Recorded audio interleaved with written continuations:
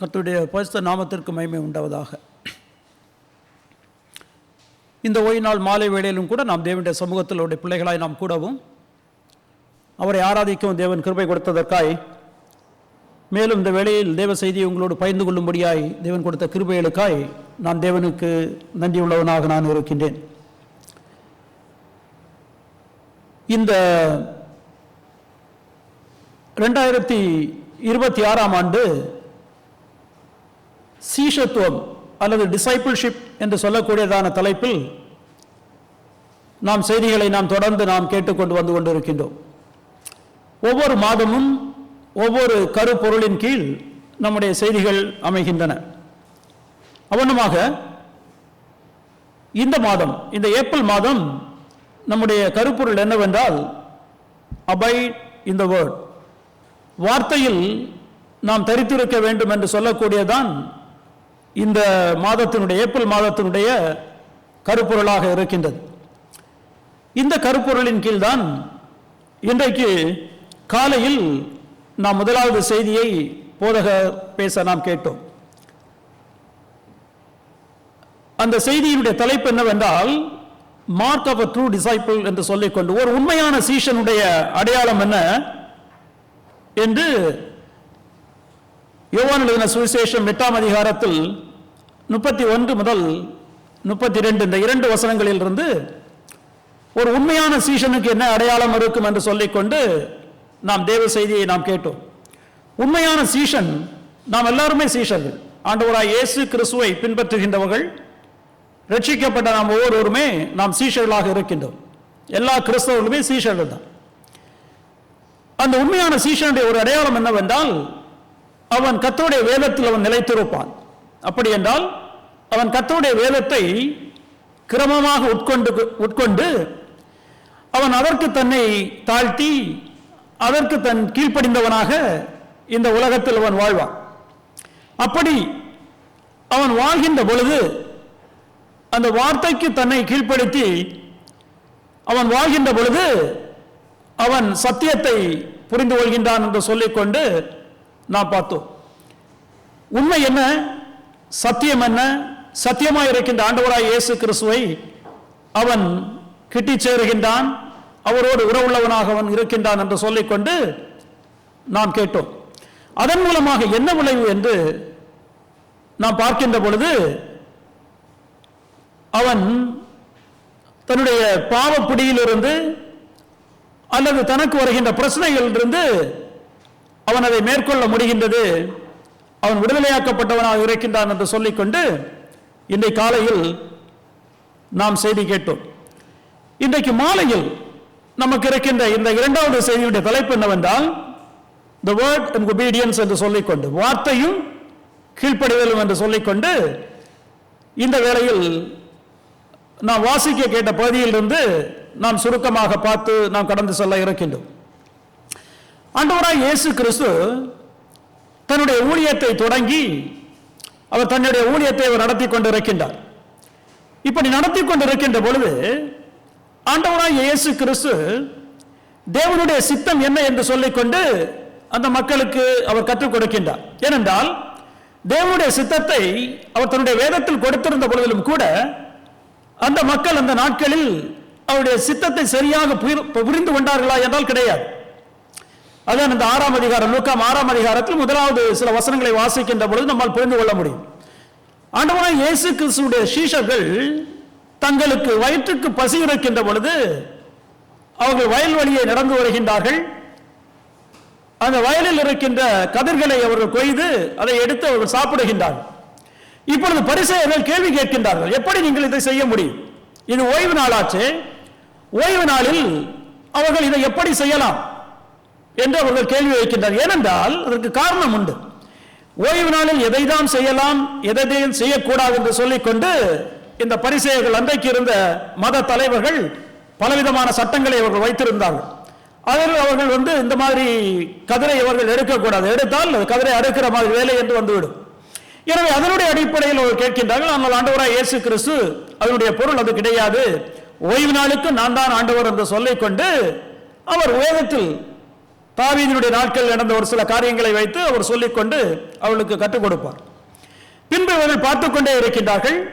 இன்னும் ஒரு நாள் ஓய்வு நாள் வருகின்ற பொழுது, ஆண்டவராய் இயேசு கிறிஸ்து தேவாலயத்தில் இருக்கின்ற பொழுது, ஜெபாலயத்தில் இருக்கின்ற பொழுது, அங்கு சூம்பின கையுடைய ஒரு மனுஷன் இருக்கின்றான்.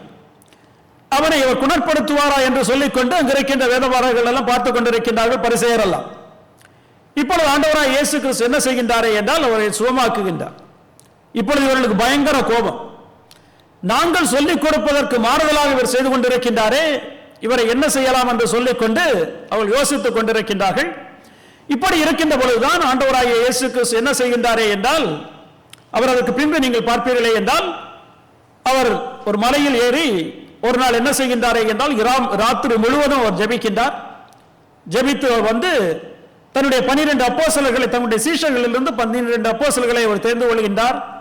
பின்பு அந்த மலையிலிருந்து இறங்கி வருகின்ற பொழுது அங்கு ஏராளமான மக்கள் வருகின்றார்கள். அந்த மக்களுக்கு அவர் என்ன செய்கின்றாரே என்றால் பிரசங்கிக்கின்றார். அந்த பிரசங்கிக்கின்றதை தான் லூக்கா 6ஆம் அதிகாரத்தில் நீங்கள் 20வது வசனத்தினுடைய பின்பகுதியிலிருந்து நீங்கள் வாசிப்பீர்களே என்றால் புரிந்து கொள்ள முடியும். அதனுடைய கடைசியில் வருகின்றது தான் இன்றைக்கு நான் வாசிக்க கேட்ட இந்த வசனங்கள் 46லிருந்து 49 வரை. ஆண்டவராய் இயேசு கிறிஸ்து என்ன சொல்லுகின்றாரே என்றால், தேவனுடைய ராஜ்யத்தினுடைய பிள்ளைகள் எப்படி இருக்க வேண்டும். இந்த உலகத்தில் உங்களுக்கு ஒரு கோட்பாடு இருக்கின்றது. நீங்கள் உலகத்தில் உங்களுடைய போதகர்கள் கற்றுக் கொடுப்பதை இந்த வேதபாரர்கள், பரிசேயர்கள் மற்றும் அங்கு இருக்கின்ற ரபி என்று சொல்லக்கூடியதான போதகர்கள் கற்றுக் கொடுக்கின்றதை நீங்கள் அறிந்திருக்கின்றீர்கள். ஆனால் வேதம் என்ன சொல்கின்றது, இந்த தேவனுடைய ராஜ்யத்தினுடைய பிள்ளைகள் அவர்கள் எப்படி இருக்க வேண்டும் என்று சொல்லிக்கொண்டு அவர் அவர்களுக்கு கற்றுக் கொடுத்து கொண்டே வந்து கொண்டிருப்பார். அப்படி என்றால் நீங்கள் ஆவியில் நீங்கள் எளிமை உள்ளவர்களாக இருக்க வேண்டும், இருந்தால்தான் நீங்கள் பாக்கியம் உள்ளவர்களாக இருப்பீர்கள். நீங்கள் நீதியின் மேல் நீங்கள் பசிதாகம் உள்ளவர்களாக இருக்க வேண்டும் என்று சொல்லிக்கொண்டு அவருடைய குணாதிசயங்களை அவர் அழகாக சொல்லிக் கொண்டு வந்துவிட்டு, உலகத்தில் என்ன இருக்கின்றது, உலகத்தில் நாம் பார்க்கின்ற பொழுது நம்மை ஒருவன் நேசித்தால் நாம் என்ன செய்ய வேண்டும் என்றால் அவனை நேசிக்க வேண்டும். அதுதான் பொதுவாக உலகத்தில் இருக்கின்ற கருத்து. ஆனால் ஆண்டவராய் இயேசு கிறிஸ்து என்ன சொல்வாரே என்றால், ராஜ்யத்தினுடைய பிள்ளைகள் அப்படி இருக்க முடியாது. உங்களை ஒருவன் பகைத்தால் கூட நீங்கள் என்ன செய்ய வேண்டும் என்றால் அவனை பகைக்க கூடாது, நீங்கள் அவனை நேசிக்க வேண்டும் என்று சொல்லிக்கொண்டு உலகத்தில் இருந்த கருத்துக்கு மாறி தேவனுடைய சித்தம் என்ன என்பதை அவர் என்ன செய்வாரே என்றால் விளக்கி இந்த மக்களுக்கு அவர் போதித்துக் கொண்டே வருவார். அதுதான் நீங்கள் இந்த அதிகாரத்தில் 20வது வசனத்தில் இருந்து கடைசி வரை நீங்கள் பார்க்க முடியும். கடைசியில் என்ன செய்கின்றாரே என்றால் தன்னுடைய செய்தியை அவர் முடிக்கின்றார். இந்த மக்களோடு பேசி அவர்களுக்கு தான் சொல்ல வேண்டியதை சொல்லிக்கொண்டு இந்த ராஜ்யத்தினுடைய பிள்ளைகள் எப்படி இருக்க வேண்டும் என்பதை அவர்களுக்கு விளக்கி சொல்லிவிட்டு கடைசியில் என்ன செய்கின்றாரே என்றால் தன்னுடைய செய்தியை அவர் முடிக்கின்றார். செய்தியை முடிக்கின்ற பொழுது அந்த மக்களிடத்தில் அவர் என்ன செய்கின்றாரே என்றால் ஒரு கேள்வியை கேட்டு, நீங்கள் என்ன செய்ய வேண்டுமே என்றால் இப்பொழுது நீங்கள் உங்களை யோசித்து நீங்கள் பார்க்க வேண்டும், நீங்கள் உங்களை சுய பரிசோதனை செய்து நீங்கள் பார்க்க வேண்டும், நீங்கள் ராஜ்யத்தினுடைய பிள்ளைகளாக இருக்கின்றீர்களா இல்லையா என்று சொல்லிக்கொண்டு அவர்களிடத்தில் சொல்கின்றதுதான் இந்த 46 முதல் 49 வரை இருக்கின்ற இந்த வசனங்கள். இந்த வசனத்தை நீங்கள் பார்க்கின்ற பொழுது நாம் எல்லாருக்குமே ஒரு பயம் நம்மிடத்தில் வரும்.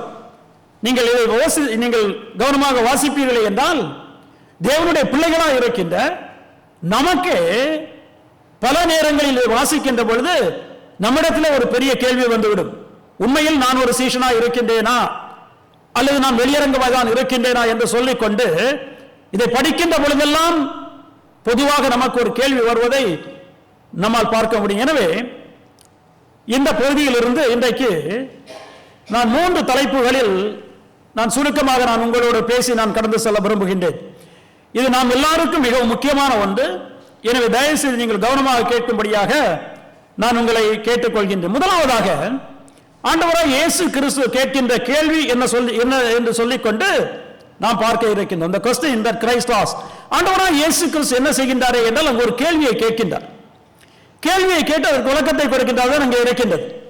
அந்த கேள்வி என்னவென்றால், என்னை ஆண்டவரே ஆண்டவரே என்று நீங்கள் சொல்லியும் நான் சொல்லுகிறபடி நீங்கள் செய்யாமல் போகிறது என்ன என்று சொல்லிக்கொண்டு தன்னுடைய செய்தியை முடிக்கின்ற பொழுது அங்கு இருக்கின்ற மக்களிடத்தில் ஒரு கேள்வியை அவர் வைக்கின்றார். இது மிகவும் முக்கியமான ஒரு கேள்வி.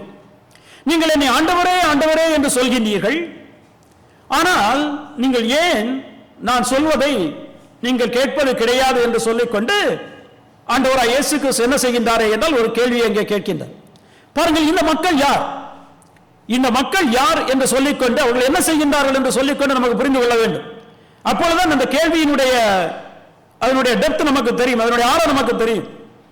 அங்க இருக்கின்ற மக்களை பார்க்கின்ற பொழுது 4 குணாதிசயங்கள் அங்கே சொல்லப்பட்டிருக்கும். இந்த பகுதி 46 முதல் 49 வசனங்களை வாசிக்கின்ற பொழுது இந்த மக்களை குறித்து ஒரு 4 குணாதிசயங்களை அங்கே நம்மால் பார்க்க முடியும். முதலாவதாக 47வது வசனத்தில் அவர் சொல்கின்றார், என்னிடத்தில் வந்து. அப்படி என்றால் இந்த மக்கள் யார் என்றால் உலகத்தில் இருக்கின்ற மக்கள் கிடையாது, ஆண்டவராகிய இயேசு கிறிஸ்துவிடத்தில் வந்திருக்கின்ற மக்கள். இந்த ஆண்டவராகிய இயேசு கிறிஸ்துவிடத்தில் வந்திருக்கின்ற மக்கள் யார்? நீங்கள் 6ஆம் அதிகாரத்தை நீங்கள் வாசிப்பீர்கள் என்றால் நம்மால் பார்க்க முடியும். நீங்கள் 17 19 வரை நீங்கள் வாசிக்கின்ற பொழுது அங்கு ஒரு யார் என்று சொல்லிக்கொண்டு நமக்கு சொல்லப்பட்டிருக்கும். இவர்கள் யார் என்றால் ஆண்டவராகிய இயேசு கிறிஸ்துவுடைய சீஷர்கள், ஆண்டவராகிய இயேசு கிறிஸ்துவை பின்பற்றி வருகின்றவர்கள், அவருடைய போதனையை அவர் பிரசங்கித்ததிலிருந்து கேட்டுக்கொண்டு வருகின்றவர்கள்.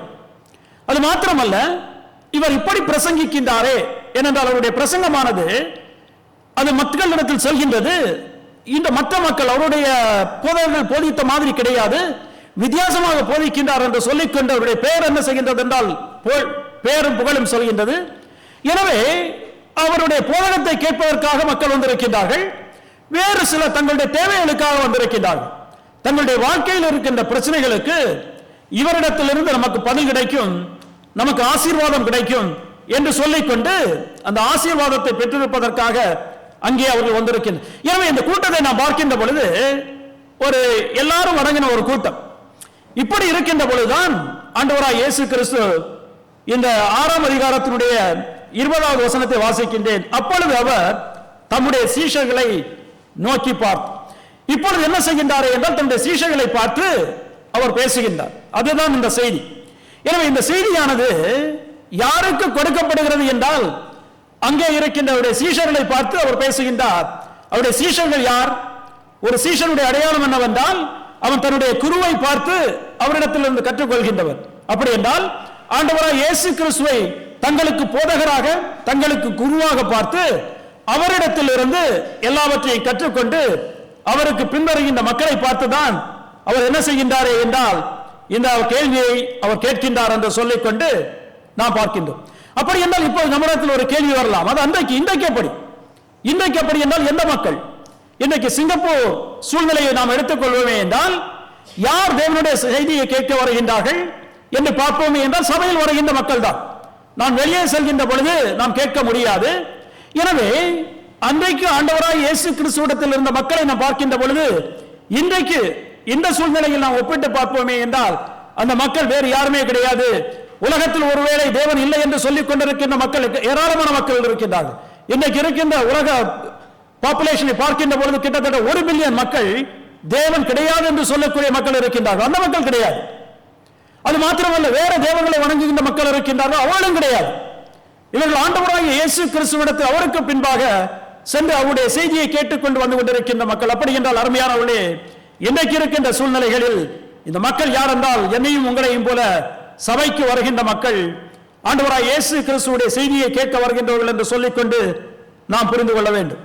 அடுத்து முதலாவது அவரிடத்தில் வருகின்ற மக்கள். இரண்டாவது நாம் பார்க்கின்ற பொழுது இந்த 47வது வசனத்தில் அவர் சொல்கின்றார், என்னிடத்தில் வந்து என் வார்த்தைகளை கேட்டு. அப்படி என்றால் இரண்டாவதாக இந்த மக்கள் யார் என்றால் அவருடைய வார்த்தைகளை கேட்கின்ற மக்கள். அப்படி என்றால் அவரோடு கூட இருந்து ஆண்டவராகிய இயேசு கிறிஸ்து போதித்த எல்லா வார்த்தைகளையும் அவர்கள் என்ன செய்திருக்கின்றார்கள் என்றால் அவர்கள் கேட்டிருக்கின்றார்கள்.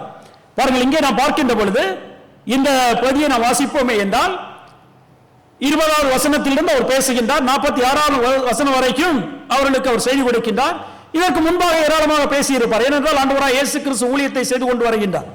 நீங்கள் இதே செய்தியை கிட்டத்தட்ட இதே மாதிரி இருக்கும். நீங்கள் மத்தேயு 5, 6, 7 அதிகாரங்களை நீங்கள் வாசிக்கின்ற பொழுது இப்பொழுது இந்த மக்களை நாம் பார்க்கின்ற பொழுது இவர்கள் கருத்தாய் அவருடைய செய்தியை கேட்டு அவரை பின்தொடர்ந்து வந்து கொண்டிருக்கின்ற மக்கள். அப்படி என்றால் இன்றைக்கு இந்த சூழ்நிலையில் இவர்கள் யார் என்றால் நம்மை போல் சபையில் வந்து அவருடைய வார்த்தையை கேட்கின்ற மக்கள். இன்றைக்கு எங்கே தேவனுடைய வார்த்தையானது போதிக்கப்படுகின்றது? எங்கே ஆண்டவராய் இயேசு கிறிஸ்துவுடைய வார்த்தையானது போதிக்கப்படுகின்றது என்றால் சபையில் தான்.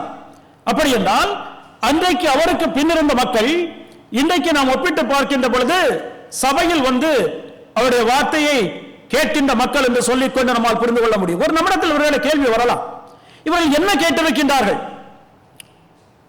அன்றைக்கு ஆண்டவராய் இயேசு கிறிஸ்துவோடு இருக்கின்ற பொழுது ஆண்டவராய் இயேசு கிறிஸ்து அவர்களுக்கு போதித்து இருக்கின்றார். அப்படி என்றால் இன்றைக்கு ஆண்டவராய் இயேசு கிறிஸ்து இந்த உலகத்தில் கிடையாது.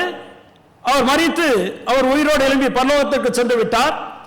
இன்றைக்கு அப்படி என்றால் எந்த வார்த்தைகளை ஆண்டவராய் இயேசு கிறிஸ்து இங்கே குறிப்பிடுகிறார் என்று சொல்லிக்கொண்டு நாம் புரிந்து கொள்ள வேண்டும். அன்றைக்கு ஆண்டவராகிய இயேசு கிறிஸ்து இந்த உலகத்தில் இருந்த நாட்களில் அவர் என்ன செய்தாரே என்றால் இந்த மக்களோடு இருந்து இந்த மக்களுக்கு அவர் போதிக்கின்றார்.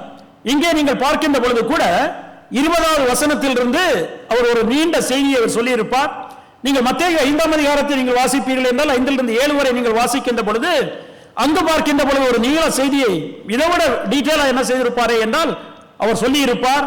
அது மாத்திரமல்ல, ஆண்டவராகிய இயேசு கிறிஸ்து இந்த உலகத்தில் இருந்த நாட்களில் அவர் பலவிதமான போதனைகளை தான் ஒரு 3.5 வருஷம் ஊழியம் செய்கின்ற பொழுது அவர் என்ன செய்திருக்கின்றாரே என்றால் போதித்திருக்கின்றார்.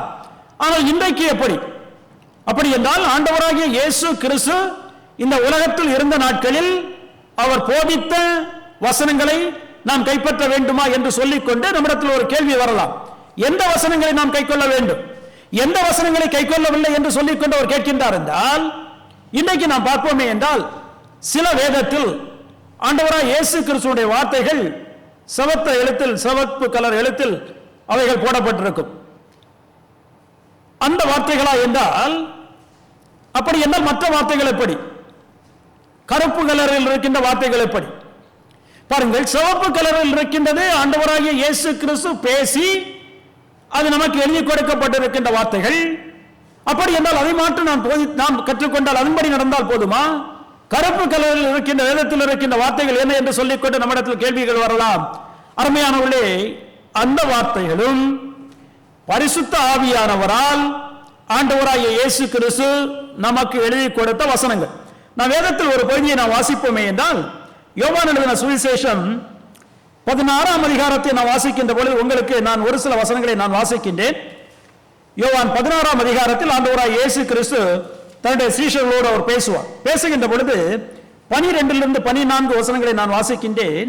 அவர் சொல்கின்றார், ஆண்டவராகிய இயேசு கிறிஸ்து தன்னுடைய சீஷர்களிடத்தில், இன்னும் அநேக காரியங்களை நான் உங்களுக்கு சொல்ல வேண்டியதாக இருக்கிறது, அவைகளை நீங்கள் இப்பொழுது தாங்க மாட்டீர்கள். நான் ஏராளமான காரியங்களை சொல்ல வேண்டும், ஆனால் உங்களால் அவைகளை புரிந்து கொள்ள முடியாது, தாங்க மாட்டீர்கள்.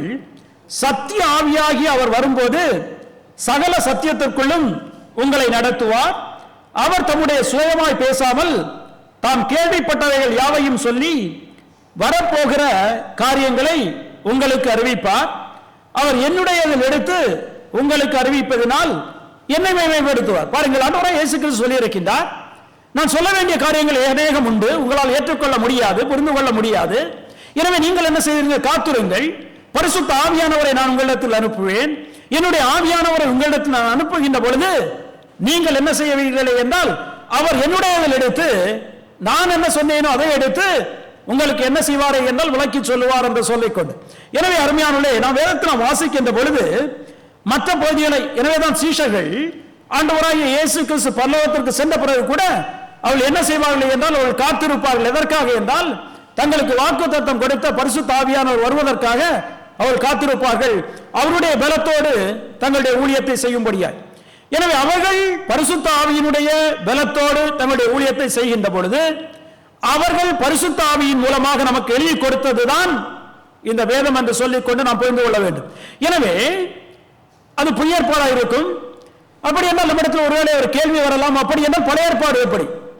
பழைய ஏற்பாடு யாருடைய வார்த்தைகள் நாம் பார்ப்போம் என்றால் பழைய ஏற்பாடும் யார்தான் நமக்கு எழுதி கொடுத்த வார்த்தை என்றால் பரிசுத்த ஆவியானவர் நமக்கு எழுதி கொடுத்த வார்த்தை என்று சொல்லிக்கொண்டு நாம் புரிந்து கொள்ள வேண்டும். நாம் வாசிக்கின்ற பொழுது 2 பேதுரு 1ஆம் அதிகாரத்தை நாம் வாசிப்போமே என்றால் 2 பேதுரு 1ஆம் அதிகாரத்தினுடைய கடைசி 2 வசனங்களை நான் உங்களுக்கு வாசிக்கின்றேன். 2 பேதுரு 1ஆம் அதிகாரத்தில் கடைசி வசனங்கள் நமக்கு பரிச்சயமான, மிகவும் பரிச்சயமான வசனம். வேதத்தில் உள்ள எந்த தீர்க்க தரிசனமும் சுய தோற்றமுள்ளவை, சுய தோற்றமான பொருளை உடையதா இராதென்று நீங்கள் முந்தி அறிய வேண்டியது, தீர்க்க தரிசனமானது ஒரு காலத்திலும் மனுஷனுடைய சித்தத்தினாலே உண்டாகவில்லை, தேவனுடைய பரிசுத்த மனுஷர்கள் பரிசுத்த ஆவியினாலே ஏவப்பட்டு பேசினார்கள் என்று சொல்லிக்கொண்டு நாம் பார்க்க. அப்படி என்றால் நம்மிடத்தில் இருக்கின்ற முழு வேதமும் ஆண்டவராய் இயேசு கிறிஸ்துவுடைய ஆவியானவர், பரிசுத்த ஆவியானவர் நம்மிடத்தில் என்ன செய்திருக்கின்றாரே என்றால் பரிசுத்த மக்களை கொண்டு, அப்படி என்றால் அந்த நாட்களில் நாம் பார்க்கின்ற பொழுது தீர்க்கதரிசிகளை கொண்டு, பின்பு அவர் அப்போஸ்தலர்களை கொண்டு நமக்கு என்ன செய்திருக்கிறார்கள் என்றால் எழுதி கொடுத்திருக்கின்றார் என்று சொல்லிக்கொண்டு நாம் புரிந்து கொள்ள வேண்டும். எனவே எந்த வசனம், நாம் எந்த வசனத்தை நாம் எதற்கு நாம் கீழ்ப்படிய வேண்டும்? அப்படி என்றால் இந்த வேதம் முழுவதும், இந்த வேதம் முழுவதும் யாரால் நமக்கு கொடுக்கப்பட்டது என்றால் தேவனால் நமக்கு கொடுக்கப்பட்ட வசனம். நாம் எப்படி நடக்க வேண்டும் என்று சொல்லிக்கொண்டு அவருடைய சித்தத்தை நமக்கு காண்பித்திருக்கின்ற வசனம். எனவே நாம் என்ன செய்ய வேண்டுமே என்றால் இந்த முழு வேதத்தையும் நாம் என்ன செய்ய வேண்டுமே என்றால் கைக்கொள்ள வேண்டும். எனவே இன்றைக்கு அப்படி என்றால் யார் என்றால் சபையில் இருக்கின்றவர்கள், அன்று ஆண்டவராகிய இயேசு கிறிஸ்துவோடு இருந்து அவர் சொன்ன வார்த்தைகளை கேட்டவர்கள். இன்றைக்கு சூழ்நிலையில் நாம் பார்க்கின்ற பொழுது நாம் சபையில் இருக்கின்ற மக்கள், நாம் சபையில் வருகின்ற பொழுது நாம் எதை நாம் கற்றுக் கொடுக்கின்றோம்? சபையில் அது பிரசங்கமா இருந்தாலும் சரி, வேதபாடமா இருந்தாலும் சரி, எப்படி இருந்தாலும் முழு வேதத்தை நாம் என்ன செய்கின்றோமே என்றால் கற்றுக் கொடுக்கின்றோம். ஏனென்றால் இந்த முழு வேதமும் யாருடைய வசனம் என்றால் பரிசுத்த ஆவியானவர் தேவனுடைய வார்த்தைகளை நமக்கு கொடுத்திருக்கின்றார். ஆண்டவராய் இயேசு கிறிஸ்து தேவனாய் இருப்பதினால் இது யாருடைய வார்த்தை என்று நாம் பார்க்கின்ற பொழுது அவருடைய வார்த்தையா இருக்கிறது என்று சொல்லிக்கொண்டு நாம் புரிந்து கொள்ள வேண்டும். எனவே அருமையானவர்களே, இந்த மக்களை நாம் பார்க்கின்ற பொழுது, இன்றைக்கு நாம் ஒப்பிடுகின்ற பொழுது இது நான் தான் சபையில் அவரை ஆராதிக்க வந்திருக்கின்ற நாம், சபையில் வந்து அவருடைய வார்த்தைகளை கற்றுக்கொள்கின்ற நாம், நம்மை குறித்து நான் என்ன செய்கின்றாரே என்றால் இந்த கேள்வியை கேட்கின்றார். மூன்றாவதாக இந்த மக்களை பார்க்கின்ற பொழுது இன்னொன்றை கேட்கின்றார், என்னை ஆண்டவரே ஆண்டவரே என்று சொல்லி. அப்படி என்றால் இந்த மக்கள் அவரை என்ன சொல்கின்றார்கள் என்றால் ஆண்டவரே ஆண்டவரே என்று சொல்லிக்கொண்டு அவர்கள் சொல்கின்றார்கள் என்று சொல்லிக்கொண்டு நாம் பார்க்கின்ற அருமையானவர்களே, நம்முடைய ஆண்டவராகிய இயேசு கிறிஸ்துவை நாம் பார்க்கின்ற பொழுது அவரை அந்த மக்கள் ஆண்டவர் என்று சொல்லிக்கொண்டு ஏற்றுக்கொள்கின்றார்கள். ஆண்டவர் என்றால் என்னை ஆள்கின்றவர் என்று சொல்லிக்கொண்டு பொருள். என்னை ஆள்கின்றவர் என்றால் நான் உமக்கு அடிமையாக இருக்கின்றேன், உம்முடைய கட்டளைகளுக்கெல்லாம் நான் கீழ்ப்படிந்து நீ சொல்வதையெல்லாம் நான் செய்வேன் என்பதுதான் இந்த ஆண்டவர் என்று சொல்லுகிறவருடைய பொருளாக இருக்கின்றது. நாம் வேதத்தில் வாசிக்கின்ற பொழுது கூட யோவான் எழுதின சுவிசேஷம் 13ஆம் அதிகாரத்தை நாம் வாசிப்போமே என்றால் ஆண்டவராய் இயேசு கிறிஸ்து அங்கு 13வது வசனத்தில் ஒரு காரியத்தை அவர் சொல்வார். யோவான் 13:13 நான் உங்களுக்கு வாசிக்கின்றேன். ஆண்டவராய் இயேசு கிறிஸ்து தன்னுடைய சீஷருடைய கால்களை கழுவுகின்ற பொழுது நடக்கின்ற ஒன்று பாருங்கள். சொல்கின்றார், நீங்கள் என்னை போதகர் என்றும் ஆண்டவர் என்றும் சொல்லுகிறீர்கள், நீங்கள் சொல்லுகிறது சரியே, நான் அவர்தான். நான் யார் என்றால் ஆண்டவர் தான், உங்களுக்கு போதிக்கின்றது நான் தான் என்று சொல்லிக்கொண்டு ஆண்டவராய் இயேசு கிறிஸ்து என்ன செய்கின்றாரே என்றால் தான் ஆண்டவர் என்று சொல்லிக்கொண்டு அவர்களிடத்தில் அவர் காண்பிக்கின்றார். எனவே ஆண்டவரே ஆண்டவரே என்று அவர்கள் சொல்கின்ற பொழுது, அதுவும் குறிப்பாக அந்த நாட்களில் ஒரு யூதர் மனுஷன் ஆண்டவராய் இயேசு கிறிஸ்துவை பார்த்து ஆண்டவர் என்று சொல்கின்ற பொழுது அதனுடைய பொருளே வித்தியாசம். அப்படி என்றால் எங்களை ஆண்டு கொள்கின்றவர், அவர்கள் யார்தான் ஆண்டு கொள்ள விரும்புவார்களே, யார்தான் அவர்கள் ஒத்துக்கொள்வார்களே என்றால் தேவன் தான் அவர்களை ஆண்டு கொள்வார் என்று சொல்லிக்கொண்டு, எனவே எங்களுக்கு இவர் இரட்சகராய் இருக்கின்றார், எங்களுக்கு ஆண்டவராய் இருக்கின்றார் என்று சொல்லிக்கொண்டு அவர்கள் என்ன செய்திருக்கின்றார்கள் என்ன ஒத்துக்கொண்டிருக்கின்றார். அப்படி என்றால் எங்களை ஆள்கின்றவர், எங்களை பராமரிக்கின்றவர், எங்களுக்கு ராஜாவாய் இருக்கின்றவர், எங்களை வழிநடத்துகின்றவர், அவருடைய கட்டளைகளுக்கு நாங்கள் கீழ்ப்படிவது மாத்திரம் கிடையாது, எங்களை அவருக்கு நாங்கள் அர்ப்பணிக்கின்றோம் என்று சொல்லிக்கொண்ட பொருளில் தான் இந்த ஆண்டவர் என்று சொல்லிக்கொண்டு நாம் பார்க்கின்றோம். அதுவும் ஆண்டவராகிய இயேசு கிறிஸ்து இருந்த நாட்களில் அவர்கள் ஏராளமான மக்கள் ஆண்டவர் என்று ஒத்துக்கொண்டார்களா என்றால் கிடையாது, ஒரு சிலர் தான். நாம் பார்க்கின்ற பொழுது கூட ஆண்டவராகிய இயேசு கிறிஸ்துவோடு இருந்த சீஷர்களை தோமாவை நாம் பார்க்கின்ற பொழுது ஆண்டவராகிய இயேசு கிறிஸ்து உயிரோடு எழும்புகின்ற பொழுது தோமா ஒன்றை அறிக்கை இடுவார். யோவான் எழுதின சுவிசேஷம் 20ஆம் அதிகாரத்தில் நாம் வாசிக்கின்ற பொழுது 28ஆம் வசனத்தில் அவர் என்ன சொல்வாரே என்றால், என் தேவனே என் ஆண்டவரே என்று சொல்லிக்கொண்டு, இவர் யார் என்றால் இவர் தேவன் என்னுடைய ஆண்டவர் என்று சொல்லிக்கொண்டு, அப்படி என்றால் இவர் என்னை ஆள்கின்றவர், ஆனவருக்கு அடிமை என்று சொல்லிக்கொண்டு அவர் என்ன செய்கின்றாரே என்றால் அவர் சொல்கின்றவராக இருக்கின்றார் என்று சொல்லிக்கொண்டு நாம் புரிந்து கொள்ள வேண்டும். இந்த மக்கள் இவர் யார் என்று அறிந்து கொண்டு இவரை ஆண்டவரே ஆண்டவரே என்று சொல்லிக்கொண்டு ஆண்டவரே ஆண்டவரே என்று சொல்கின்றார்களே என்றால், அப்படி என்றால் அவரை நன்றாக அறிந்திருக்கின்றார்கள், அவர்கள் ஒரு உற்சாக மனதோடு இருக்கின்றார்கள் என்று சொல்லிக்கொண்டு நான் பார்க்கிறேன். நான் சில வேளைகளில் நாம் சிலரை சாசார் என்று சொல்லிக்கொண்டு நாம் சொல்வோமே என்றால், நமக்கு தெரிந்தவராக இருக்கும், நம்மோட ஐக்கியம் உள்ளவராக இருக்கும், அவரை தான் நாம் என்ன சொல்வோம் என்றால் இப்படி நாம் அழைப்போம். எனவே அங்கே இவர்கள் ஆண்டவரே ஆண்டவரே என்று அழைக்கின்றார்களே என்றால், ஆண்டவராக இயேசு கிறிஸ்துவை மிகவும் தெரிந்தவர்கள் மாத்திரம் கிடையாது, அவரை நன்கு அறிந்து கொண்டு அவரோடு இருந்த மக்கள் என்று சொல்லிக்கொண்டு நாம் புரிந்து கொள்ள வேண்டும். ஆண்டவராகிய இயேசு கிறிஸ்துவை நாம் அறிக்கை செய்ய வேண்டும் என்று நாம் பார்க்கின்ற பொழுது, ஆண்டவராகிய இயேசு கிறிஸ்துவை ஆண்டவர் என்று சொல்லிக்கொண்டு நாம் என்ன செய்ய வேண்டும் என்றால் அறிக்கை செய்தால்தான் நாம் ரட்சிக்கப்படுவோம் என்று சொல்லிக்கொண்டு நாம் வாசிக்கின்றோம். நீங்கள் வாசிக்கின்ற பொழுது கூட அப்போஸ்தலர் 2ஆம் அதிகாரத்துடைய 36வது வசனத்தை நாம் வாசிப்போமே என்றால், அப்போஸ்தலர் 2ஆம் அதிகாரத்துடைய 36வது வசனம், பேதுருவை பார்த்தவர் கேட்கின்றார்கள், நாங்கள் ரட்சிக்கப்படுவதற்கு என்ன செய்ய வேண்டும், நாங்கள் இப்பொழுது என்ன செய்ய வேண்டும்?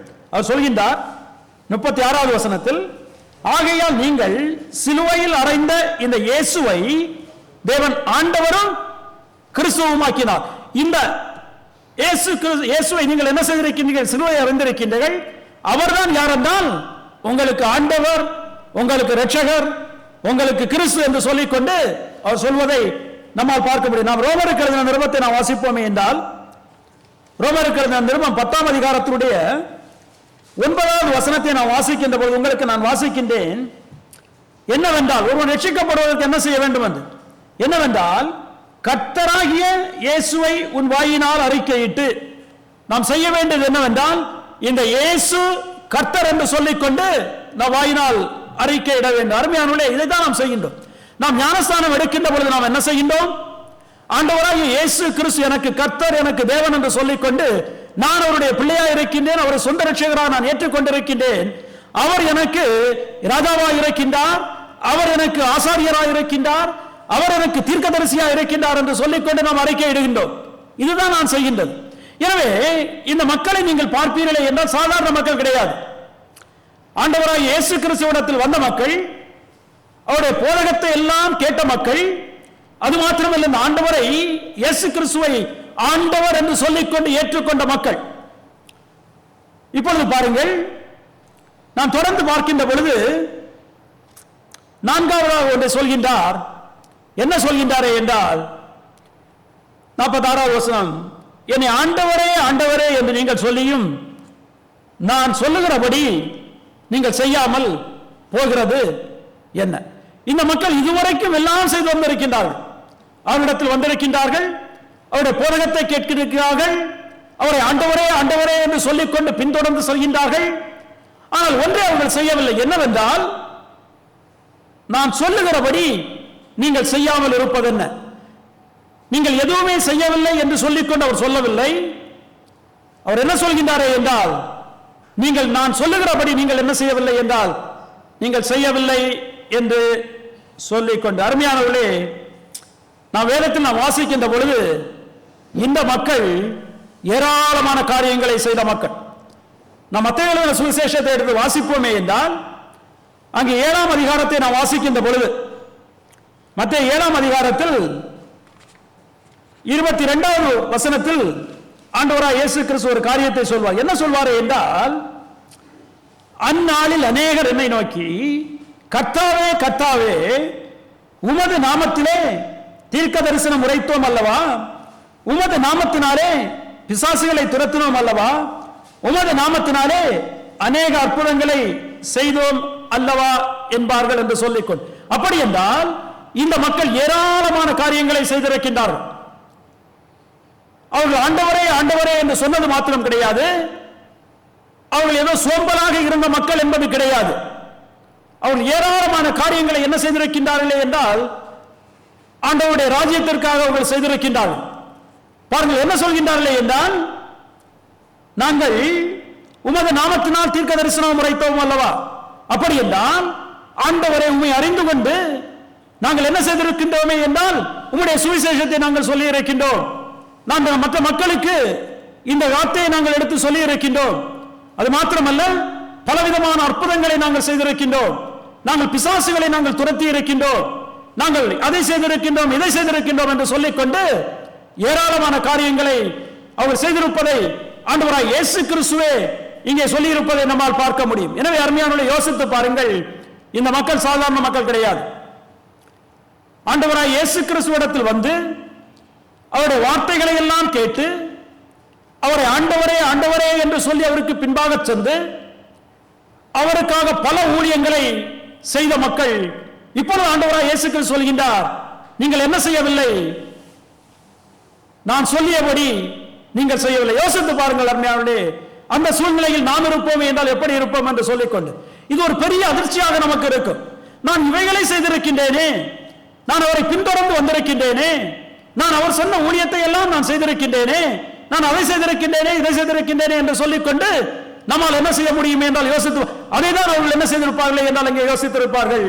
நாங்கள் இவ்வளவு செய்திருக்கின்றோமே, இருந்தாலும் என்ன சொல்கின்றீர், உம்முடைய சித்தத்தின்படி நாங்கள் செய்யவில்லை, நீ சொன்னதை நாங்கள் செய்யவில்லை என்று சொல்லிக்கொண்டு சொல்லி இருக்கின்றீர் என்று சொல்லிக்கொண்டு யோசித்துப்பார்கள்.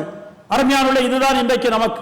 அப்படி என்றால் இன்றைக்கு நம்முடைய சூழ்நிலையில் நாம் பார்க்கின்ற பொழுது நாம் ஒருவேளை இதில் இருப்போமே என்றால் நாம் என்ன சொல்லி இருப்போம், நான் உம்முடைய ஆலயத்திற்கு ஒழுங்காக வந்திருக்கின்றவன்,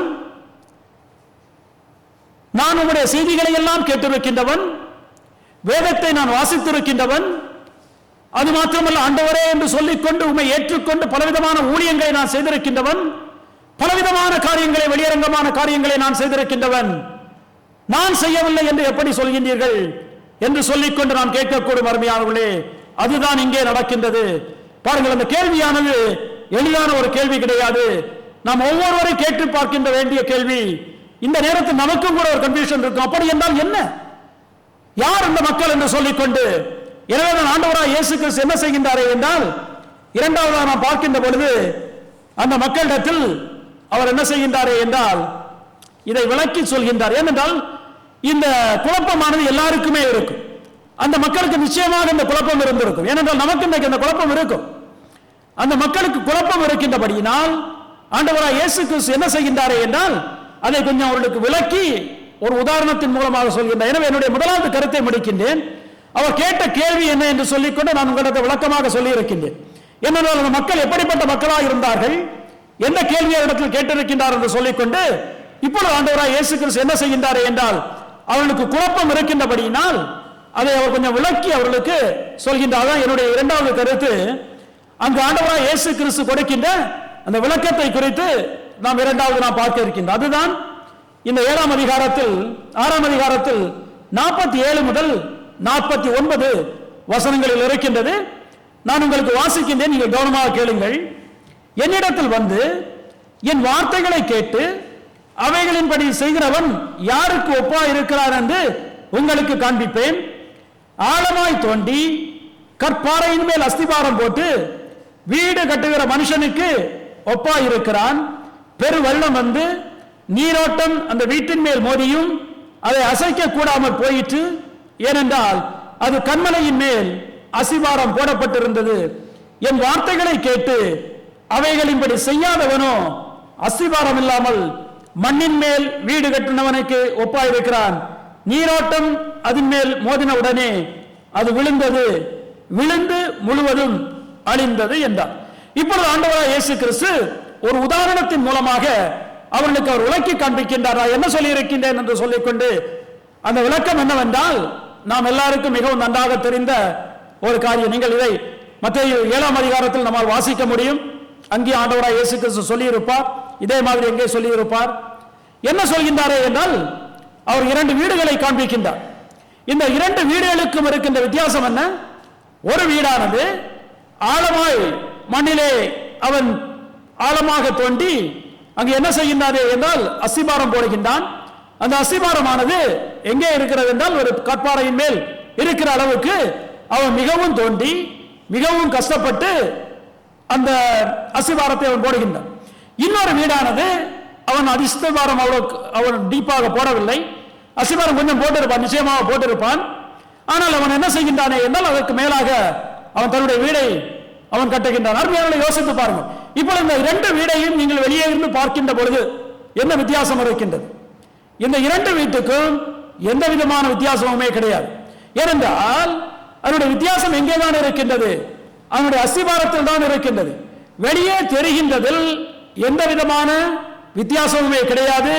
இந்த இரண்டு வீடும் பார்ப்பதற்கு எப்படி இருக்கின்றது என்றால் ஒரே மாதிரியாக இருக்கின்றது. இன்னைக்கு கூட நீங்கள் சிங்கப்பூரில் பல இடம் நான் செல்வோமே என்றால் ஒரே டெவலப்பர் அந்த வீட்டை அவர்கள் கட்டியிருப்பார்கள் என்றால் அந்த வீடுகள் பார்ப்பதற்கு வெளியே எப்படி இருக்கும் என்றால் ஒரே மாதிரி தான் இருக்கும்.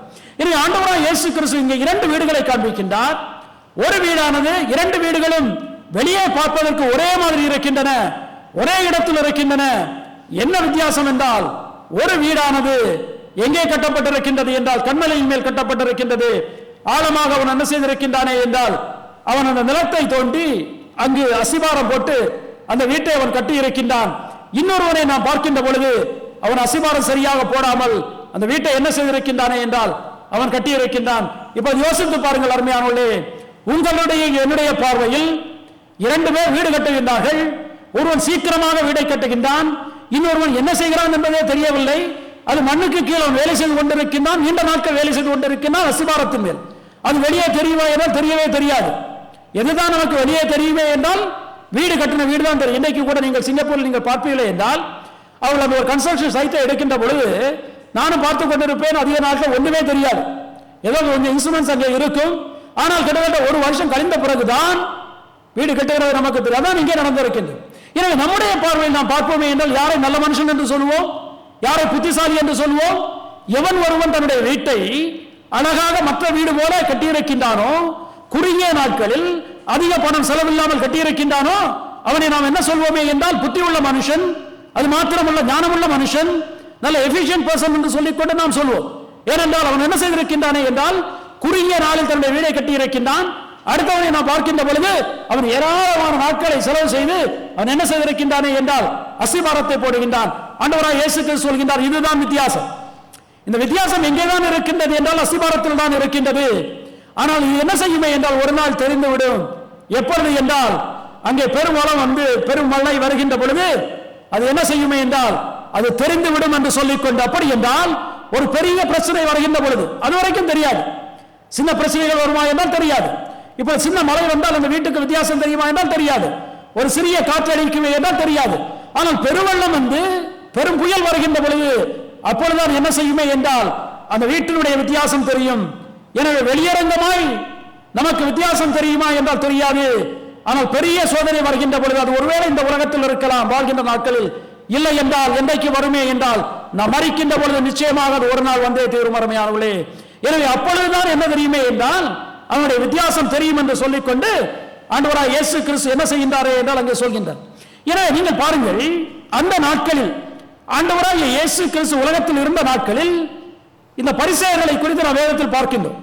இந்த பரிசேயரை நாம் பார்க்கின்ற பொழுது ஆண்டவராகிய இயேசு கிறிஸ்து அதிகமாக அவர்களை திட்டிக் கொண்டே வந்து கொண்டிருப்பார்.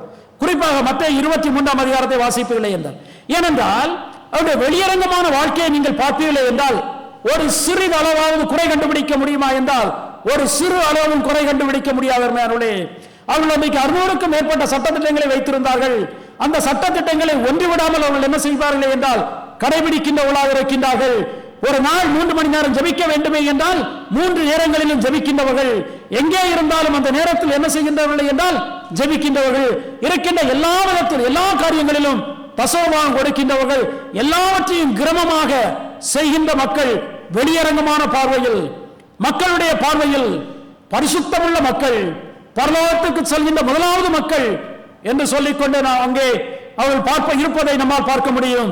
ஆனால் உள்ளரங்கமான வாழ்க்கையை அவர் சொல்லி இருப்பார். இதுதான் வித்தியாசம் அருமையானவர்களே. வித்தியாசம் என்னவென்றால் வெளியரங்கமான பார்வையில் எந்த விதமான வித்தியாசமுமே கிடையாது. வெளியரங்கமான பார்வையில் 2 பேர் ஒரே மாதிரியாக இருக்கின்றார்கள். வித்தியாசம் எங்கேதான் இருக்கின்றது என்றால் வெளியே தெரியாத வாழ்க்கையில் தான் வித்தியாசம் இருக்கின்றது. அது என்னவென்றால் அவருடைய சித்தத்தின்படி அவர்கள் என்ன செய்யவில்லை என்றால் செய்யவில்லை. 2 பேரும் செய்கின்றார்கள். 2 பேரும் வெளியரங்கமான காரியங்களை செய்கின்றார்கள். ஒரு மனுஷன் என்ன செய்கின்றானே என்றால் அவருடைய சித்தத்தின்படி செய்கின்றான். இன்னொரு மனுஷன் என்ன செய்யவில்லை என்றால் அவருடைய சித்தத்தின்படி அவன் செய்யவில்லை என்று சொல்லிக்கொண்டு நான் பார்க்கிறேன். என்னுடைய 2வது கருத்தை முடியும், நேரம் ஆகிவிட்டது. 3வது கருத்தை நாம் பார்க்கின்ற பொழுது இதிலிருந்து நாம் என்ன கற்றுக்கொள்ளக்கூடும் பாருங்கள். இந்த உதாரணத்திலிருந்து இந்த ஆண்டவராகிய இயேசு கிறிஸ்துவிடத்தில் கேட்கின்ற கேள்வி கொடுக்கின்ற விளக்கத்திலிருந்து நம்மால் எதை கற்றுக்கொள்ள கூடும் என்று சொல்லிக்கொண்டு நாம் புரிந்து கொள்ள வேண்டும். ஆண்டவராகிய இயேசு கிறிஸ்து சொல்கின்றார், நீங்கள் மத்தேயு வாசிப்பீர்களே என்றால் வீட்டுக்கு சென்று வாசித்து பாருங்கள். அவங்க என்ன செய்யவில்லை என்றால் அவருடைய சித்தத்தின்படி அவர்கள் செய்யவில்லை. அவர்கள் செய்யவில்லை என்பது கிடையாது, அவர்கள் செய்கின்றார்கள். ஆனால் என்ன செய்யவில்லை என்றால், ஆண்டவராகிய இயேசு கிறிஸ்துவுடைய சித்தம் என்னவோ தன்னுடைய சித்தத்தை அவர்களுக்கு சொல்லி இருக்கின்றார். அவர்கள் என்ன செய்யவில்லை என்றால் அவருடைய சித்தத்தின்படி அவர்கள் செய்யவில்லை என்று சொல்லிக் கொண்டு நாம் பார்க்கின்றோம். அருமையானவர்களே, தேவனுடைய சித்தம் என்ன, அவருடைய சித்தம் என்ன என்று சொல்லிக்கொண்டு வேதம் நமக்கு தெளிவாக சொல்கின்றது. நீங்கள் வாசிப்பீர்களே என்றால் 1 தெசலோனிக்கேயர் 4ஆம் அதிகாரத்தை நீங்கள் வாசிப்பீர்களே என்றால் அவருடைய 3வது வசனம் தெளிவாக சொல்லும், நாம் பரிசுத்தமாகுதலே அவருடைய சித்தம் என்று சொல்லிக்கொண்டு. அப்படி என்றால் நாம் பரிசுத்தம் உள்ள அவருக்கு பிரியமுள்ள வாழ்க்கை வாழ வேண்டும். நம்முடைய வாழ்க்கை தேவனுக்கு பிரியமுள்ளதாக இருக்க வேண்டும், வெளியரங்கமாக கிடையாது, நம்முடைய உள்ளரங்கமான வாழ்க்கை. எனவேதான் இந்த அந்த பிரசங்கத்தில் அவர் சொல்கின்ற பொழுது கூட அவருடைய ராஜ்யத்தினுடைய பிள்ளைகளுடைய வாழ்க்கை எப்படி இருக்க வேண்டும் என்று சொல்லிக்கொண்டு அவர் சொல்லிக்கொண்டு வந்து கொண்டிருப்பார். அருமையாவுடைய நாம் வாசிக்கின்ற பொழுது கூட ரோமருக்கு எழுதின நிருபத்தை வாசிக்கின்ற பொழுது அப்போஸ்தலனாகிய பவுல் நாம் எப்படி ரட்சிக்கப்பட்டிருக்கின்றோம் என்று சொல்லிக்கொண்டே வருவார். நாம் எப்படி தேவனுடைய கிருபையின் மூலமாக ரட்சிக்கப்பட்டிருக்கின்றோம், நாம் பரிசுத்த வாழ்க்கை வாழ வேண்டும். எனவே நம்முடைய வாழ்க்கை எப்படி இருக்க வேண்டும் என்று சொல்கின்ற பொழுது எனக்காக எடுத்த வாசியுங்கள் ரோமருக்கு எழுதின நிருபம் 12ஆம் அதிகாரம் 1-2 வசனங்கள். ரோமருக்கு எழுதின நிருபம் 12ஆம் அதிகாரம் 1-2 வசனங்கள். அப்படி இருக்க சகோதரரே, நீங்கள் உங்கள் சரீரங்களை பரிசுத்தமும் தேவனுக்கு பிரியமான ஜீவ பலியாக ஒப்புக் கொடுக்க வேண்டும் என்று தேவனுடைய இரக்கங்களை முன்னிட்டு உங்களை வேண்டிக் கொள்கின்றேன். இதுவே நீங்கள் செய்யத்தக்க புத்தியுள்ள ஆராதனை. நீங்கள் இந்த பிரபஞ்சத்துக்கு ஒத்த வேஷம் தெரியாமல் தேவனுடைய நன்மையும் பரிபூர்ணமான பிரியமும் பரிபூர்ணமான சித்தம் இன்னதென்று பகுத்தறியத்தக்கதாக மறுரூபமாகுங்கள். நீங்கள் இந்த உலகத்திற்குரிய வேஷம் தரிக்க வேண்டாம். நீங்கள் ரட்சிக்கப்பட்டிருக்கின்றீர்கள், அவருடைய பிள்ளைகளாக இருக்கின்றீர்கள். எனவே அவருடைய சித்தத்தை நீங்கள் அறிந்து கொண்டு நீங்கள் என்ன செய்ய வேண்டுமே என்றால் அவருடைய சித்தத்தின்படி உங்களுடைய மன மாறுதலினாலே நீங்கள் செய்ய வேண்டும் என்று சொல்லிக்கொண்டு அவர் சொல்லியிருப்பார். இந்த பிரசங்கத்தில் அவர் பேசுகின்ற பொழுது கூட நீங்கள் மத்தேயு வாசிப்பீர்கள் என்றால் 5ஆம் அதிகாரத்தை வாசிக்கின்ற பொழுது ஆண்டவராகிய இயேசு கிறிஸ்து ஒன்றே சொல்வார், உங்களுடைய வாழ்க்கை எப்படி இருக்க வேண்டும், உங்களுடைய வாழ்க்கையானது நீங்கள் எப்படி இருக்கின்றீர்கள் என்றால் இந்த உலகத்திற்கு நீங்கள் ஒப்பாக இருக்கின்றீர்கள். எனவே உப்பு எப்படி சாரமுள்ளதாக இருக்கின்றதோ அதே போல் உங்களுடைய வாழ்க்கை சாரமுள்ளதாக இருக்க வேண்டும். அதே போல் நீங்கள் வெளிச்சமாக இருக்கின்றீர்கள். எப்படி வெளிச்சமானது இருளை போக்குகின்றதோ, இருள் இருக்கின்ற இடத்தில் நாம் வெளிச்சத்தை வைக்கின்ற பொழுது மக்களுக்கு வெளிச்சத்தை கொடுக்கின்றதோ அதே போல் உங்களுடைய வாழ்க்கை இருக்க வேண்டும் என்று சொல்லிக்கொண்டு ஆண்டவராகிய இயேசு கிறிஸ்து இங்கு சொல்லியிருப்பதை நம்மால் பார்க்க முடியும். அப்படி என்றால் இந்த மக்கள் என்ன செய்கின்றார்கள் என்றால் வெளியரங்கமாக செய்திருக்கின்றார்கள், எல்லா காரியங்களையும் செய்திருக்கின்றார்கள். பல மக்கள் பார்க்கின்ற பொழுது எந்த வித்தியாசத்தையும் கண்டுபிடிக்க முடியவில்லை. ஆனால் இவருடைய உள்ளரங்கமான வாழ்க்கை எப்படி ஒரு அஸ்திவாரமானது தரையின் கீழ் இருக்கிறது நம்முடைய கண்களுக்கு தெரியவில்லையோ அதே போலதான் என்னுடைய வாழ்க்கை, என்னுடைய உள்ளரங்கமான வாழ்க்கை யாருக்கு தான் தெரியுமே என்றால் எனக்கு தான் தெரியும். வேறு ஒரு நபருக்கு தெரியும், யாருக்கு தெரியுமே என்றால் ஆண்டவராகிய இயேசு கிறிஸ்துவுக்கு தெரியும். வெளியரங்கமான மக்களுக்கு உங்களுக்கு என்னுடைய வாழ்க்கை உள்ளரங்கமாக எப்படி இருக்கின்றது என்று தெரியுமா என்றால் தெரியாது. அதைத்தான் அங்கே காண்பிக்க விரும்புகின்றார். உன்னுடைய வெளியரங்கமான வாழ்க்கை கிடையாது, உன்னுடைய உள்ளரங்கமான வாழ்க்கை எப்படி இருக்கின்றது. நீ அவருடைய சித்தத்துக்கு பிரியமுள்ளவனாய், அவருடைய சித்தத்தை அறிந்து கொண்டவனாய், அவருடைய சித்தத்தை நீ செய்கின்றாயா என்று சொல்லிக்கொண்டுதான் ஆண்டவராகிய இயேசு கிறிஸ்து என்ன செய்கின்றாரே என்றால் அவர் வெளியரங்கம் நீங்க பார்க்கவில்லை என்றால் அவர்களை குறித்து எதுவுமே அவர் சொல்லவில்லை. அவர் வெளியரங்கமா செய்கின்றது தப்பு என்று சொல்லவில்லை, அவரிடத்தில் வந்து அவருடைய புதையலை கேட்டது தப்பு என்று சொல்லவில்லை, அவரை அவர் ஆண்டவரே என்று சொல்லது எதுவுமே தப்பு என்று சொல்லவில்லை. ஒரே ஒரு தவறுதல், என்ன தவறுதல் என்றால் அவர்கள் அவருடைய சித்தத்தின்படி அவர்கள் செய்யவில்லை. அவர்கள் செய்திருக்கின்றார்கள், ஏராளமான காரியங்களை செய்திருக்கின்றார்கள், ஆனால் என்ன செய்யவில்லை என்றால் அவருடைய சித்தத்தின்படி செய்யவில்லை என்று சொல்லிக்கொண்டு எனவே அருமையாலே நான் முடிக்கின்றேன். எனவே தேவன் நம்முடைய இருதயத்தை பார்க்கின்றார். பாருங்கள், இருதயமானது மகா கேடுள்ளதா இருக்கிறது என்று சொல்லிக்கொண்டு நாம் வேதத்தில் நாம் வாசிக்கின்றோம். ஒரு மனுஷனுடைய இருதயத்தை புரிந்து கொள்ளவே நம்மால் முடியாது. தேவன் எதை பார்க்கின்றாரே என்றால் இருதயத்தை பார்க்கின்றார். நான் வெளியரங்கமான காரியங்களை செய்கின்ற பொழுது என்னுடைய இருதயம் எப்படி இருக்கின்றது, நான் தேவன் மேல் வைத்த அன்பினால், அவர் மேல் எனக்கு இருக்கின்ற அன்பினால், எனக்கு அவர் ரட்சிப்பை கொடுத்ததினால் இவ்வளவு பெரிய காரியத்தை எனக்கு செய்திருக்கின்றாரே என்று சொல்லிக்கொண்டு அவர் மேல் வைத்த அன்பினால் நான் வெளியரங்கமான காரியங்களை செய்கின்றேனா, அல்ல நான் வெளியரங்கமான காரியங்களை மக்கள் பார்ப்பதற்காக அல்லது செய்யாவிட்டால் எனக்கு தண்டனை வந்து விடுமோ என்று சொல்லிக்கொண்டு நான் செய்வதற்காக நான் பார்க்கின்றேனா என்று சொல்லிக்கொண்டு எனவே அருமையானவர்களே, நம்முடைய உள்ளான வாழ்க்கையை தேவன் பார்க்கின்றவராக இருக்கின்றார். நம்முடைய உள்ளான வாழ்க்கையை ஆண்டவராய் இயேசு கிறிஸ்து பார்க்கின்றவராய் இருக்கின்றார். அப்படி என்றால் அவர் நமக்கு கொடுத்திருக்கின்ற அவருடைய வார்த்தை என்ன? அது அவருடைய சித்தம். இந்த மனுக்குலமானது எப்படி நடக்க வேண்டும், அவருடைய தீர்மானம், அவருடைய பிள்ளைகளாக இருக்கின்ற நாம் எப்படி நடக்க வேண்டும் என்று சொல்லிக்கொண்டு அவருடைய தீர்மானத்தை, அவருடைய சித்தத்தை என்ன செய்திருக்கின்றார் என்றால் இந்த வார்த்தையில் நமக்கு கொடுத்திருக்கின்றார். அந்த சித்தத்தை முழுமையாக அறிந்து கொண்டு நாம் என்ன செய்ய வேண்டுமே என்றால் நாம் கீழ்ப்படிய வேண்டும். எனவே இந்த வார்த்தையை நாம் எப்படிதான் கீழ்ப்படிய வேண்டுமே என்றால் இந்த வார்த்தையை நாம் முழுமையாக நாம் ஏற்றுக்கொண்டு உண்மையாக நம்முடைய உள்ளான மனுஷன் என்ன செய்ய வேண்டுமே என்றால் முதலாவது மாற வேண்டும். அப்படி என்றால் நாம் பார்க்கின்ற பொழுது நாம் இந்த நாட்கள் நாம் சீஷத்துவத்தை குறித்து நாம் பார்த்துக் கொண்டு வந்து கொண்டிருக்கின்றோம். நாம் என்ன செய்ய வேண்டும் என்றால் சில நேரங்களில் நம்மை நாம் மறுதலிக்க வேண்டிய வரும். அப்படி என்றால் நாம் யாருடைய சித்தத்துக்கு நாம் முதலாவது இடம் கொடுக்க வேண்டும் என்றால் தேவனுடைய சித்தத்திற்கு. ஒரு காரியத்தை செய்கின்ற பொழுது என்னுடைய சித்தமும் தேவனுடைய சித்தத்தை ஒப்பிட்டு பார்க்கின்ற பொழுது யாருடைய சித்தத்தை நாம் செய்ய வேண்டுமே என்றால் தேவனுடைய சித்தத்தை தான் நான் செய்ய வேண்டும் என்று சொல்லிக்கொண்டு நான் பார்க்கிறேன். எனவே நம்முடைய உள்ளான வாழ்க்கை இது மிகவும் முக்கியம், அருமையானவர்களே. எனவே இந்த நேரத்தில் நான் முடிக்கின்றேன், நான் உற்சாகப்படுத்துகின்றேன். நாம் ஒவ்வொருவரும் நான் அந்த மக்களை குறித்து நான் உங்களிடத்தில் பேசி இருக்கின்றேன். இவர்கள் எப்படிப்பட்டவர்களாக இருக்கின்றார்கள் என்று சொல்லிக்கொண்டு அவ்வளவு பெரிய காரியங்களை செய்தவர்களாக இருக்கின்றார்கள். ஆனால் அவர் சொல்கின்றார், நீங்கள் என்னுடைய சித்தத்தின்படி செய்யவில்லை. எனவே அவருடைய சித்தம் என்ன?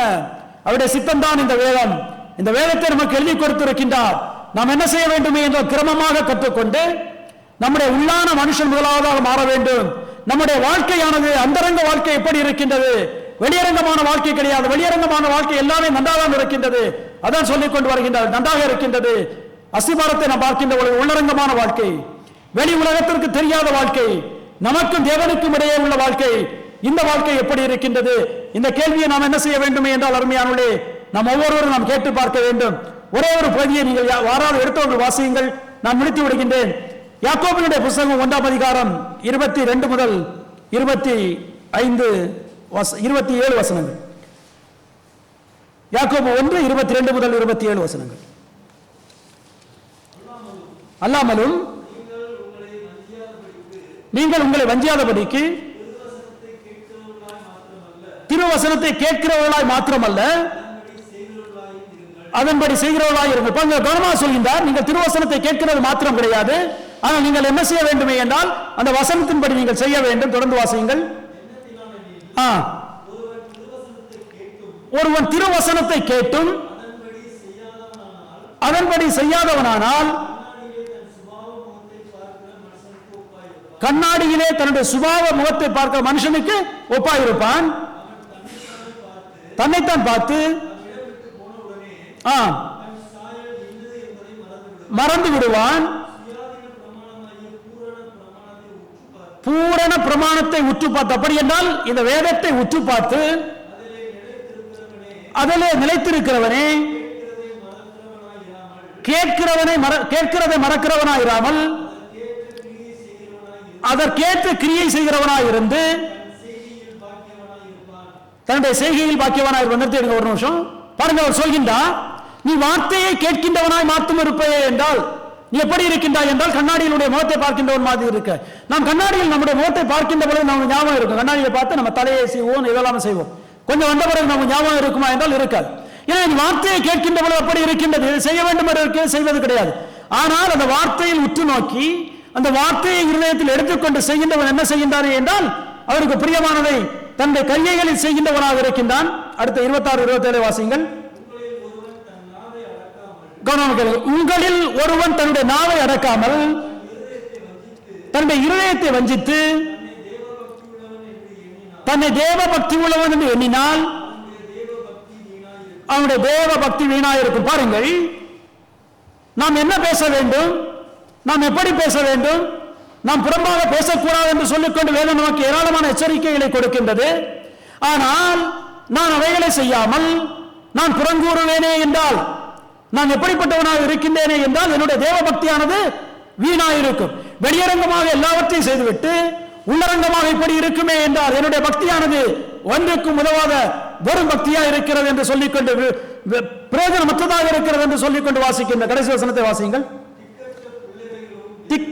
திக்கற்ற பிள்ளைகளும் விதவைகளும் படுகிற உபத்திரவத்திலே அவர்களை விசாரிக்கிறதும் உலகத்தால் கரைபடாதபடிக்கு தன்னை காத்துக் கொள்ளுகிறதுமே பிதாவாகிய தேவனுக்கு முன்பாக மாசில்லாத சுத்த பக்தியாக இருக்கிறது என்று சொல்லிக்கொண்டு அவன் என்ன செய்ய வேண்டுமே என்றால் உலகத்தால் தன்னை கரைபடாதபடிக்கு தன்னை பார்த்துக் கொள்ள வேண்டும். அவனுடைய வாழ்க்கையானது அந்தரங்க வாழ்க்கையானது, உள்ளரங்கமான வாழ்க்கையானது, தேவன் பார்க்கின்ற வாழ்க்கையானது பரிபூர்ணமுள்ள வாழ்க்கையாக அவர் நமக்கு கொடுத்திருக்கின்ற வண்ணமாக நாம் என்ன செய்ய வேண்டும் என்றால் வாழ வேண்டும். அது மாத்திரமல்ல, நம்முடைய வாழ்க்கை நாம் அவர் மேல் வைத்திருக்கின்ற அன்பை எப்படிதான் காட்ட முடியுமே என்றால் மற்ற மக்களிடத்தில் நாம் அன்பு காட்டுகின்ற வண்ணமாக தான் சொல்கின்றார். இதை செய்யவில்லை என்றால் உன்னுடைய விசுவாசமானது பிரயோஜனமற்ற விசுவாசம், பிசாசுகளுக்கு விசுவாசம் இருக்கிறது என்று சொல்லிக்கொண்டு 2வது அதிகாரத்தில் சொல்லுவார். எனவே அருமையானவர்களே, இந்த கேள்வியை நாம் எல்லாரும் நான் கேட்டு பார்க்க வேண்டும். நான் அவருடைய பிள்ளையாக இருக்கின்றேன், அவருடைய சமூகத்துக்கு நான் வருகின்றேன், அவருடைய வார்த்தையை நான் கௌரவமாக நான் தினந்தோறும் நான் கேட்கின்றேன், நான் வேதத்தை நான் படிக்கின்றேன், நான் அவரை அறிக்கை செய்திருக்கின்றேன், அவர் என்னுடைய கர்த்தர் என்று சொல்லிக்கொண்டு என்னுடைய இரட்சகர் என்று சொல்லிக்கொண்டு நான் அறிக்கை செய்திருக்கின்றேன், ஞானஸ்தானம் எடுத்திருக்கின்றேன், நான் சபைக்கென்று பல காரியங்களை நான் செய்து கொண்டிருக்கின்றேன். என்னுடைய வாழ்க்கை எப்படி இருக்கின்றது? என்னுடைய உள்ளரங்கமான வாழ்க்கை எப்படி இருக்கின்றது? அவர் கொடுத்திருக்கின்ற வார்த்தையை நான் அவர் கொடுத்திருக்கின்ற வண்ணமாக நான் ஏற்றுக்கொண்டு என்னுடைய வாழ்க்கையானது மாறி இருக்கின்றதா? என்னுடைய வாழ்க்கையானது பரிசுத்தத்துக்கு நேராக சென்று கொண்டிருக்கின்றதா என்ற கேள்வியை நாம் கேட்டு பார்க்க வேண்டும். அருமையானவர்களே, நம்முடைய வாழ்க்கை இன்னும் பழைய பாவத்தில் இருக்குமே என்றால் நாம் வெளியரங்கமாக செய்கிற எல்லா காரியமுமே வீண் என்று சொல்லிக்கொண்டு வேதம் சொல்கின்றது. எனவே அருமையாக நான் உற்சாகப்படுத்துகின்றேன். நம்முடைய வாழ்க்கையை நாம் ஒவ்வொருவரும் கேள்வி பார்க்க வேண்டும். அதான் நான் சொன்னேன், இந்த பகுதியை நான் வாசிக்கின்ற பொழுது எனக்கும் ஒவ்வொரு தடையும் வாசிக்கின்ற பொழுது அப்படியே உறுத்தும். நான் உண்மையில் இருக்கின்றேனா அல்லது என்னிடத்தில் என்ன பிரச்சனை இருக்கின்றது என்று சொல்லிக்கொண்டு, எனவே நான் உற்சாகப்படுத்துகின்றேன். நீங்கள் வீட்டுக்கு சென்று நீங்கள் என்ன செய்யுங்கள் என்றால் இந்த கேள்வியை நீங்கள் கேட்டு பாருங்கள். இந்த கேள்வியை நான் கேட்டு பார்த்து உண்மையில் நம்முடைய இதயம் மாறி இருக்குமே என்றால் நம்முடைய உள்ளரங்கமான வாழ்க்கை, ஒருவருக்கும் தெரியாத வாழ்க்கை, அவர் மாத்திரம் பார்க்கின்ற வாழ்க்கை அவருக்கு பிரியமுள்ள வாழ்க்கையா இருக்குமே என்றால் நாம் சந்தோஷப்படுவோம். அவருக்கு பிரியமுள்ள வாழ்க்கையா ஒருவேளை இல்லை என்று நாம் நினைப்போமே என்றால் அவர் கிருபை உள்ளவராக இருக்கின்றார், இரக்கமுள்ளவராக இருக்கின்றார். நம்முடைய வாழ்க்கையை மாற்றுவதற்கு நமக்கு அவர் என்ன செய்திருக்கின்றார் என்றால் வாய்ப்பை கொடுத்திருக்கின்றார். மாற்றுகின்ற பொழுது நம்முடைய வாழ்க்கையும் கற்பாறையின் மேல் கட்டப்பட்ட வாழ்க்கையாக, கிறிஸ்து நமக்கு போதித்த அவருடைய போதனைகளின் மேல் கட்டப்பட்ட வாழ்க்கையாக, பிரயோஜனம் உள்ள வாழ்க்கையாக, அவருக்கு பிரியமான வாழ்க்கையாக இருக்கும். தேவன் நம்மை ஆசீர்வதிப்பார். கண்களை மூடி ஜெபிக்கலாம். எங்களை நேசித்து எங்கள் அன்பின் ஆண்டவரே, இந்த அருமையான ஓய்வு நாளின் மாலை வேலைக்காக நாங்கள் துதிக்கிறோம். கர்த்தாவே, உம்முடைய வார்த்தையாக பெரிய பொக்கிஷத்தை நீதாம் எங்களுக்கு கொடுத்திருக்கின்றீர். அதை கற்றுக்கொள்வதற்கு நீதாம் எங்களுக்கு கிருபை கொடுத்திருக்கின்றீர். பரிசுத்த ஆவியானவரை கொடுத்திருக்கின்றீர். அதை உபயோகப்படுத்திக் கொண்டு உம்முடைய வார்த்தையை நாங்கள் கிரமமாக கற்றுக்கொள்ளவும், எல்லாவற்றுக்கும் மேலாக அதை எங்களுடைய இதயத்தில் நாங்கள் ஏற்றுக்கொண்டு எங்களுடைய உள்ளரங்கான வாழ்க்கையில், எங்களுடைய பரிசுத்த வாழ்க்கையில் நாங்கள் உமக்கு பிரியமுள்ள வாழ்க்கை வாழ்வதற்கு நீதாமை கிருபை தர வேண்டுமாறு ஜெபிக்கிறோம். அவனமாக வாழ்கின்ற ஒவ்வொருவருக்கையும் உங்களுடைய பாதத்தில் ஒப்படைத்து ஜெபிக்கிறோம். நீதாமை ஒவ்வொரு ஆசீர்வதித்து எங்களுடைய வாழ்க்கையை நாங்கள் சீர் செய்வதற்கு கிருபை கொடுத்து வளர்த்த வேண்டுமாறு ஜெபிக்கிறோம். எங்களை முற்றிலுமாக உங்களுடைய சமூகத்தில் தாழ்த்தி ஒப்படைத்து ஜெபிக்கிறோம். மீட்பரின் நாமத்தில் ஜெபிக்கிறோம் எங்கள் அன்பின் பிதாவே, ஆமீன்.